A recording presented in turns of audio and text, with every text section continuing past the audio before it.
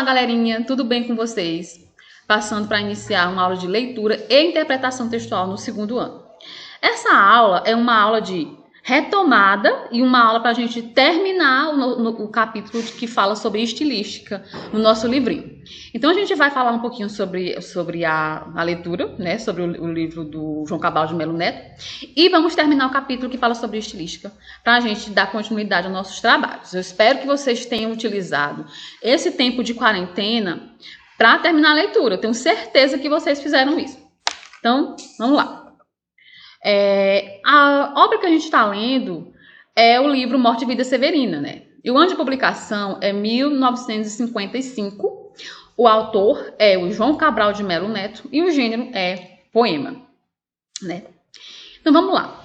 Pessoal, o período literário que esse livro foi escrito, na verdade, o João Cabral de Melo Neto, ele pertence à geração de 45 do modernismo. Só que a produção literária dele ficou mais famosa por ser uma produção regionalista. Só que a fase regionalista do modernismo é a segunda, é a geração de 30. Só que vocês bem sabem que em literatura não tem essa questão de terminou uma década, você já acabou as características daquela época. Não é bem assim. Você não vai mudando as características das produções de uma maneira muito abrupta. Não é assim que acontece. Você tem ainda influências de certas épocas em escritores que publicam em outro momento. Então, é só para deixar claro isso. Então, o livro Morte e Vida Severina, do escritor brasileiro João Cabral de Melo Neto, se enquadra entre as obras da literatura regionalista brasileira, tendo sido escrito entre os anos de 1954 e 1955. O mesmo ano em que foi publicado. Então, assim, reparem que já é uma produção que já passa dos anos 40, né? Mas continua com as características de representação social que a gente vai ver ao longo da obra, que são muito importantes para a literatura brasileira. Então, assim, a princípio a gente tem uma certa confusãozinha com esse título, né? Morte e Vida Severina. Então, os personagens, Severino é o narrador e personagem principal, um retirante nordestino que foge para o litoral em busca de melhores condições de vida.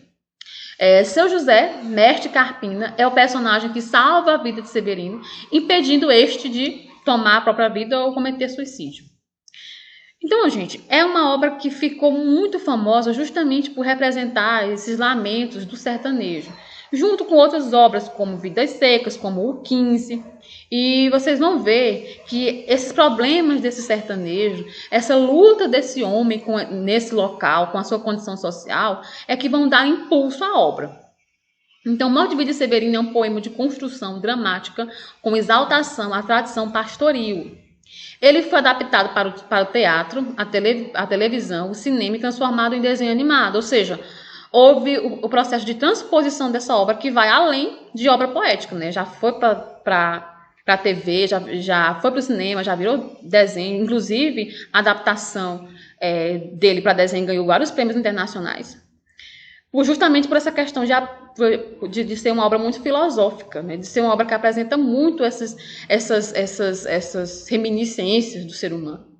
Por meio da obra, João Cabral de Melo Neto, que também era diplomata, né? Então, por ele ser diplomata, ele conhecia vários locais, né? Morou em vários países. E ele ia trazendo essas características desses locais que ele morou para suas obras. Foi consagrado como autor nacional e internacional. Como diplomata, o autor trabalhou em Barcelona, Madrid, Sevilha, cidades espanholas que permitiam clara influência em sua obra. Como eu falei para vocês, o fato dele ter trabalhado em vários países acabou influenciando a obra dele. E o João Cabral de Melo Neto é um autor famoso por ser um autor muito organizado e muito engajado na produção poética dele. É dele aquela frase famosa, né, que ele acaba internalizando para si, de que o ato de escrever não tem nada a ver com inspiração, e sim com transpiração. Ou seja, para você escrever bem, você tem que praticar. Então, todo dia o João Cabral se levantava e escrevia, e aí ele ia aprimorando esse ato de escrita dele. Então, ele realmente encarava esse processo de escrita como um exercício. A obra representa o sofrimento dos sertanejos, problemas como a seca, a falta de saneamento básico, escolarização. Trata-se de uma das premissas da literatura regionalista, evidenciar as questões complexas das regiões que fogem do eixo Rio-São Paulo. Além de retratar, além de tratar dessas questões mais complexas que se tratam da humanidade, no Brasil, essas obras regionalistas, elas fogem muito desse eixo Rio e São Paulo.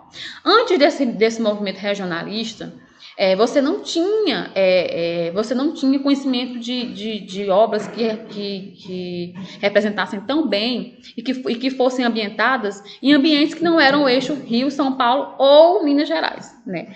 Então, com esse movimento regionalista, a gente conhece obras como O Tempo e o Vento, que se passa no Rio Grande do Sul, né? Obras nordestinas, alguma coisa da produção da literatura indianista, da literatura amazônica. Então, você tira esse eixo Rio-São Paulo e representa essas questões regionais que não estão ligadas somente ao Rio e São Paulo.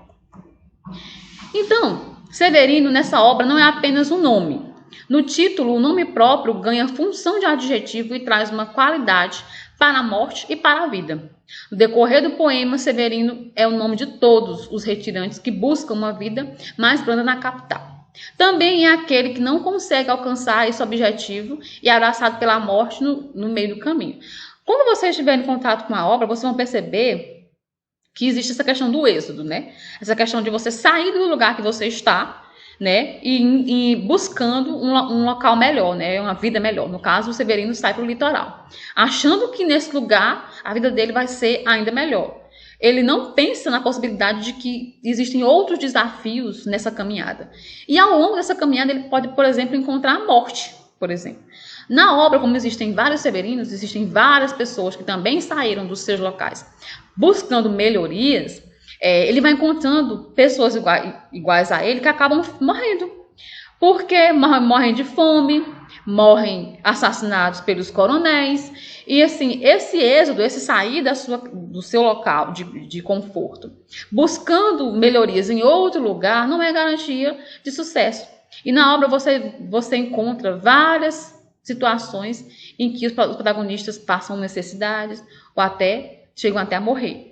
Como acontece ao longo da narrativa. Severino, lavrador, finado Severino, Severinos de Maria. Essa universalização do nome induz o leitor a compreender que todos são os mesmos trabalhadores em busca da mesma vida e rodeados pelas mesmas dificuldades. Ou seja, um romance é uma narrativa cíclica, né? Todos os severinos buscando uma vida melhor, saindo do lugar onde estão. O próprio herói aborda isso no começo do poema, ao se apresentar como somos todos severinos, iguais em tudo na vida, né? Então nós todos estamos buscando um caminho melhor. E o local que nós estamos, obviamente, não é o melhor. Então a gente tem que sair daqui em busca de melhoria. Só que essa saída é a construção da narrativa. E nós temos um elemento muito interessante nessa obra, que é o rio, né? Que é o rio Capibaribe, que aparece nessa narrativa, né? Ele segue o rio e aí vai vendo os lamúrios da população ribeirinha. A palavra severina também pode fazer alusão ao adjetivo severo, ou seja, que a vida é rígida, a vida é dura e exigente. Vamos aqui praticar rapidinho sobre essa obra que a gente está estudando, tá bem? Essa questão é do Cefete. Assinale a alternativa incorreta sobre morte e vida Severino. Aí vamos lá, vamos ver o que acontece. Letra A. Apesar das dificuldades que se anunciam para o seu José, a perspectiva do final do poema é positiva em relação à vida.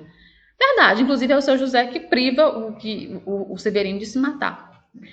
Existe no poema um grande contraste causado pelo nascimento do filho de seu José em relação à figura da morte, presente na obra. Sim, existe um contraste, né? Existe a questão do nascimento, mas também existe a questão da morte, que aparecem se contrastando nessa obra. É verdade. O adjetivo severina do título tanto se refere ao nome do personagem central como às condições severas em que ele, como tantos outros, vive. Acabei de falar para vocês nessa aula aqui, que esse adjetivo severina pode ser também tratar-se da questão da dureza, da aspereza da vida, né? Então tá correto. A indicação auto de Natal não se refere somente ao sentido da religião, mas também à aceitação do poder da renovação que existe na própria natureza. Sim, essa questão do Natal, quando aparece na obra, traz essa questão da renovação da própria natureza. Então tá correto. Então, letra E. Como em muitas outras obras da tendência regionalista, o tema central do poema é a seca nordestina e a miséria criada por ela. Gente, nem sempre. Como eu falei para vocês, o regionalismo ele não se restringe a obras produzidas no Nordeste, né? Mas obras que saem do eixo Rio-São Paulo. Mas nem toda obra vai tratar da seca. Nem toda obra vai mencionar só questões do Nordeste, não. Então, por isso, a alternativa incorreta é a letra E. Então, vão praticando aí. As referências que eu utilizei são essas aqui, da Daniela Diana. E agora nós vamos para a nossa aulinha de interpretação textual, que é o capítulo 1, Introdução à Estilística.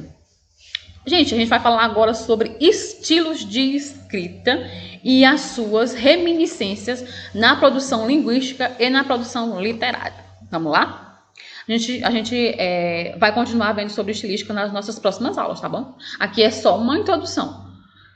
A estilística estuda a exteriorização de informações emotivas e estéticas, ou seja, você quer transparecer uma emoção e você utilizar a estilística para colocar essa emoção no texto.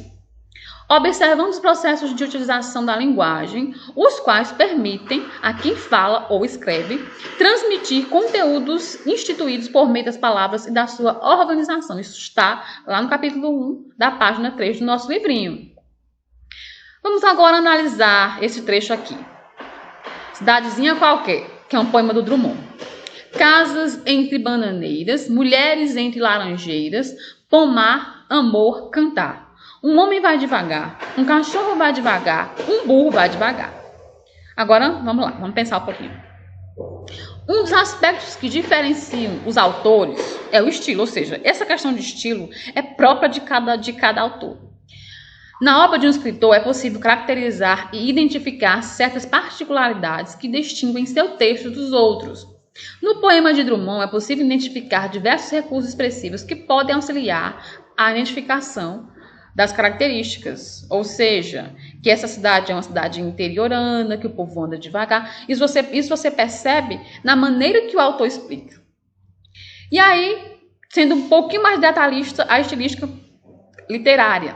Volta-se para o texto literário, considerando o prazer estético que esse causa no leitor. Nessa perspectiva, observa-se uma linguagem que se afasta do uso comum da língua para traduzir as emoções do autor. Ou seja, o autor, vamos supor o seguinte, o autor e o leitor não estão juntos, né? O autor escreveu sua obra, pôs para publicar, o leitor foi lá, comprou, mas eles não estão juntos. Então, o que o autor faz para chamar a atenção desse leitor? Se mune de recursos estilísticos na sua escrita para alcançar esse autor. É para isso que a estilística serve. Exemplo. Abrindo o antigo caderno, foi que descobri que eu era eterno. É uma poesia do Paulo Leminski, ou seja, ele como poeta fala que ao abrir o caderno, dar-se conta que é eterno.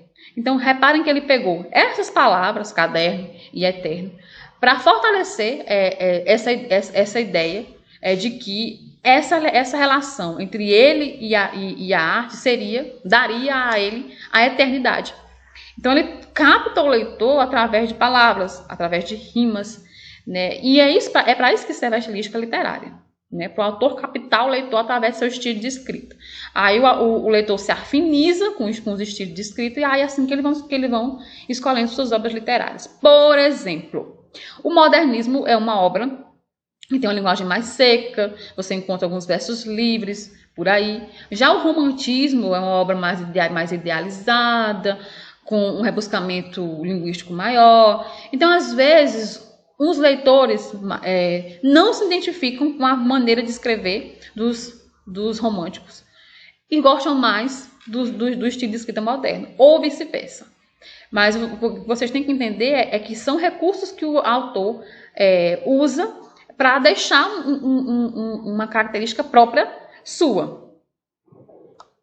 A estilística linguística estuda o texto a partir da análise de aspectos expressivos da língua, levando em consideração as escolhas do autor em relação à fonologia, à semântica, à sintaxe, por exemplo. Essa estilística linguística tem mais a ver, saindo do campo ficcional, a ideia não é captar leitores, a ideia não é essa. A ideia é que as escolhas do autor, elas vão levar em consideração as questões da fonologia, né, que tem a ver com os sons, da semântica, que é significado de palavras, e a sintaxe, como é que você vai organizar essas palavras, para um fim que não é o fim literário, que não é a ideia de captar leitores. Pode ser para escrever um romance, pode ser para escrever uma notícia, pode ser para escrever uma dissertação. Então, é um estilo de escrita que se preocupa mais em organizar, né, o seu texto seguindo essas premissas da sintaxe, da semântica e da fonologia, por exemplo. E aí não tem nenhum compromisso com as questões ficcionais, como é a literatura, né? Ok? Então, gente, nós falamos hoje sobre o livro Iracema, aliás, sobre o livro Morte, Vida e Severina, perdão. E nós terminamos o capítulo 1 sobre estilística. Na próxima aula a gente continua, tá falando de estilística, do capítulo 2. E aí eu vou dar para vocês as orientações para a gente confeccionar, né, nossa nota de leitura. Qualquer dúvida é só entrar em contato, né? E aí a gente se encontra nas nossas próximas aulas. Terminem de ler o livro. Beijo grande, até mais!